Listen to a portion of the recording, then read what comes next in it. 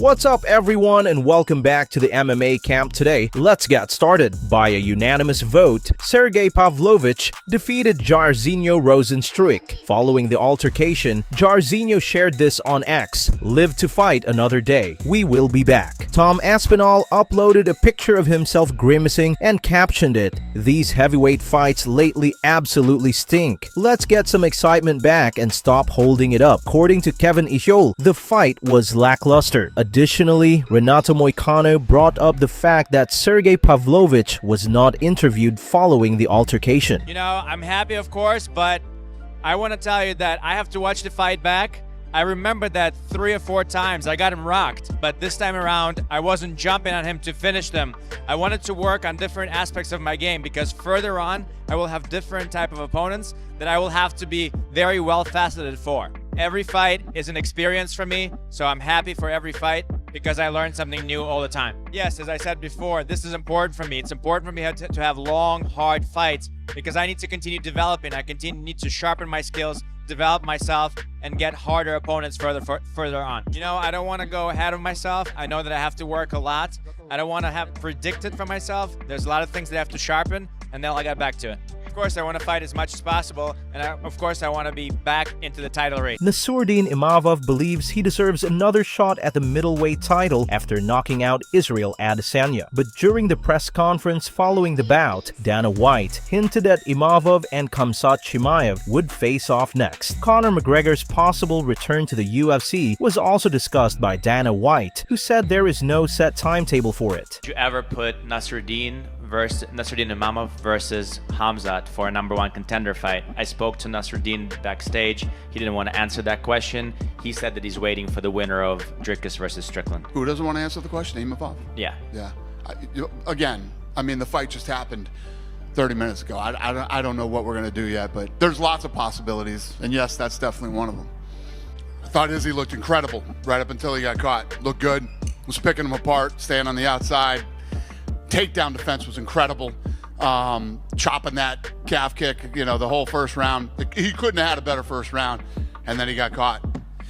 Do you feel it's one of those things where, like, he got caught, or is it one of those things where Hangman age might be catching up to him, he might be slowing down? Which one do you think it could be? Listen, getting caught is getting caught. I mean, he's 35. Imavov is 28 years old. He's in his prime. That said, it was an amazing first round. Anyone trying to count out Israel as being competitive in this division is probably incorrect at this point. I agree. No, he looked incredible. I mean, you couldn't have fought a better first round than he did. Any news about Conor? Is he coming back soon? Conor? Yeah.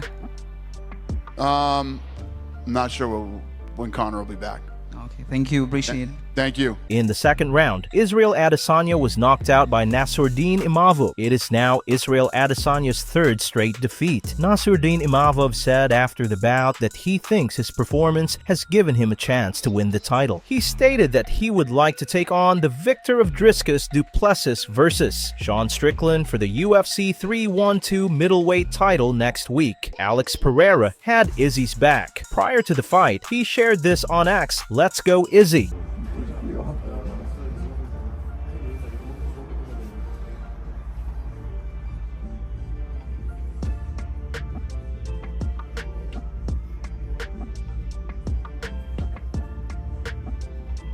In response, Khabib Nurmagomedov said, "Just wow, Imavov, my congratulations. What a performance." According to Khamzat Chimaev, "Congratulations." In response, Belal Muhammad said, "Hate to see Izzy lose back-to-back. The halt did not sit well with Angela Hill." Ariel Helwani informed the referee that Izzy was fine and didn't take any time after pointing out that he had his eye poked. He loses after being dropped with a right 10 seconds later. According to Ben Askren, impressive performance by Imavov. According to Renato Moicano, unbelievable. Imavov has impressed Stephen Thompson. He writes, "Bummed for Izzy for sure. What a legend." Imavov is only 29, as Terrance McKinney notes. "I say," he says, "sky's the limit. Izzy will be back." Dylan Dennis states, "Man, that was tough to watch." Israel Adesanya is a legend. That one really hit me in the fields for some reason. Marvin Vittori believes that fighting him is the only way for Izzy to prevail in a battle. According to John Anik, "Thank God, Nassourdine Imavov acknowledged the repeated mispronunciation of his surname. Unacceptable. I feel so good. I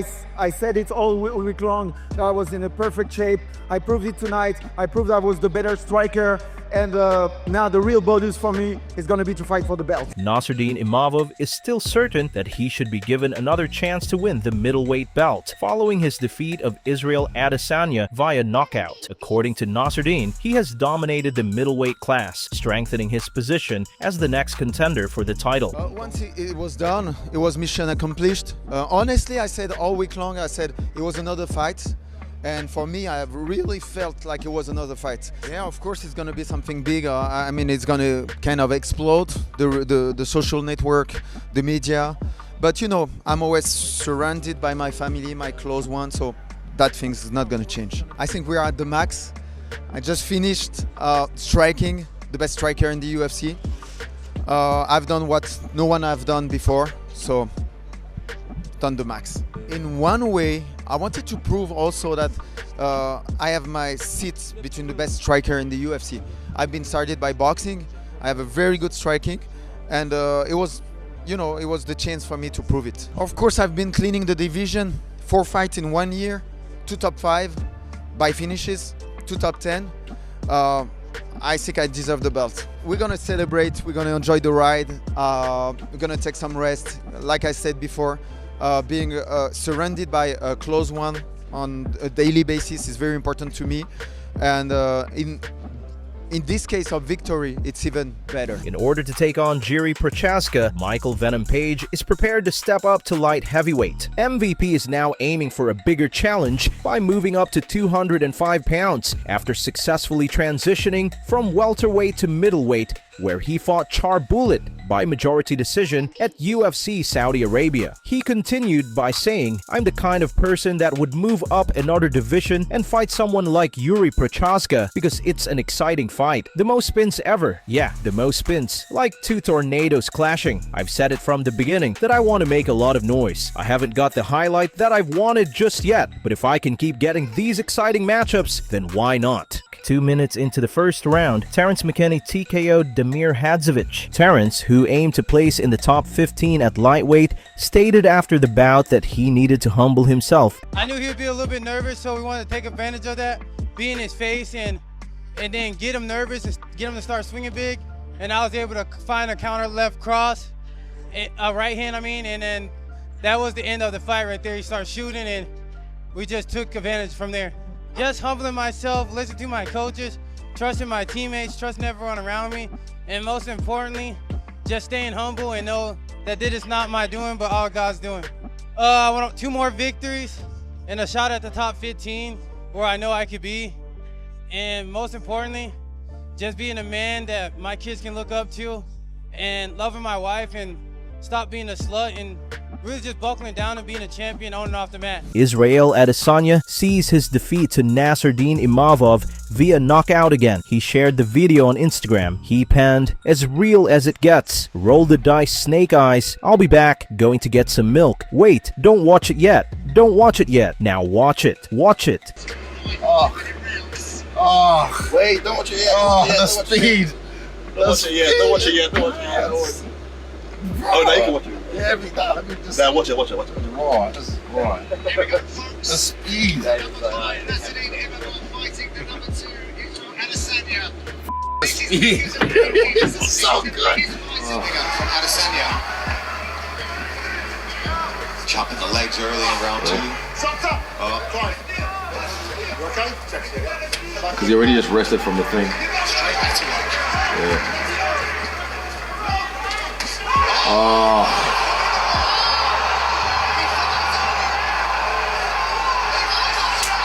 Fair game. Fair game.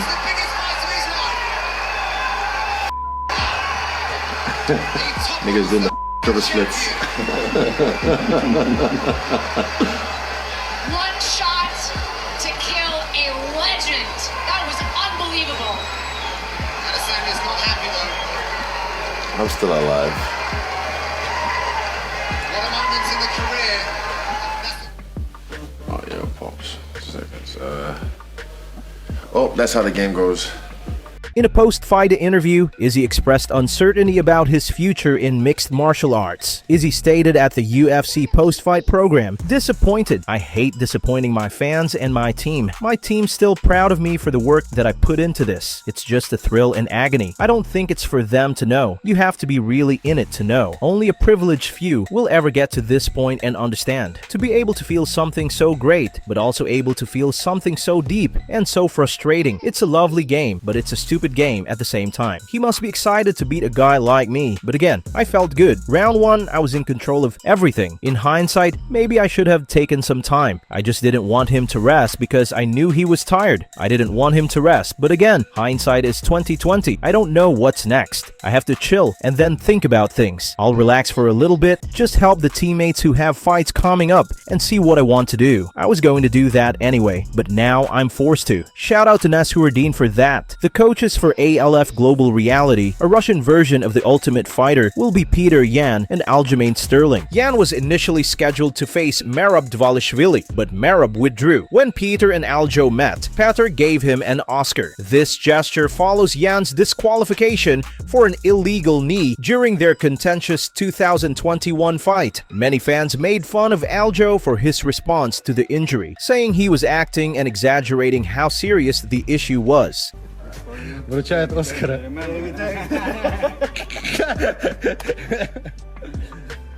Вручение Оскара. Как вы помните, бой Петра и Stellinga закончился сомнительно.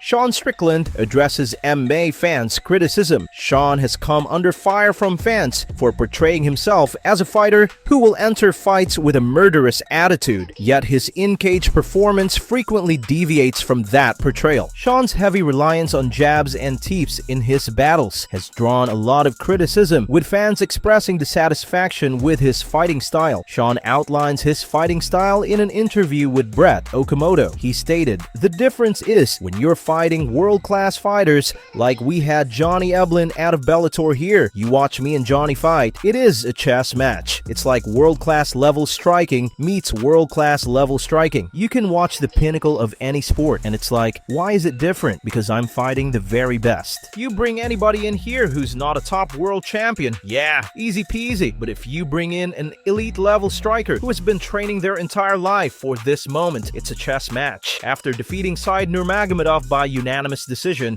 Vinicius Oliveira's unbeaten UFC record now stands at 3-0. Oliveira demanded a fight with Nurmagomedov, according to Dana White. Now you know. In response, Renato Moicano said Oliveira fights like the other guys owe him some money. He followed up by saying, "Hey Paul Felder, you made him look dirty. That was perfect English. I could understand perfectly." In response to his desire to battle Nurmagomedov, Kenny Florian stated, "Sloppiness certainly set in as fatigue entered his world, and it came back to bite him. Oliveira isn't the most technical guy, but he's physically powerful and game as hell." First of all, I thank God.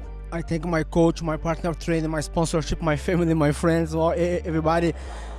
And these guys here from Dagestan in Saudi Arabia, it is something incredible because no one believe if I win this fight by point, this fight will be for me, but I did my best. And I did a surprise for many people around the world because I can put my game. Of course, I wasn't 100% because I felt and I keep feel some pain here, but I only did my best. And it was just a surprise for everyone, to be honest, a surprise, but not for me because I expected that. Now Dana and UFC can give me another best Russian guy that I will prove that I'm the best. Man, I really don't know. I just do that. I had something inside in my mind that I talk to me every single time. Keep going, go ahead, never give up. But I don't know why. Maybe I have a dream, and this dream I can't give up. I can't stop. I walk with my legs, even he has broken. I walk if I don't have a leg, I walk in some way. I don't know how, but I do it some way. So I don't know, man. I just have something inside who puts me go ahead every single time.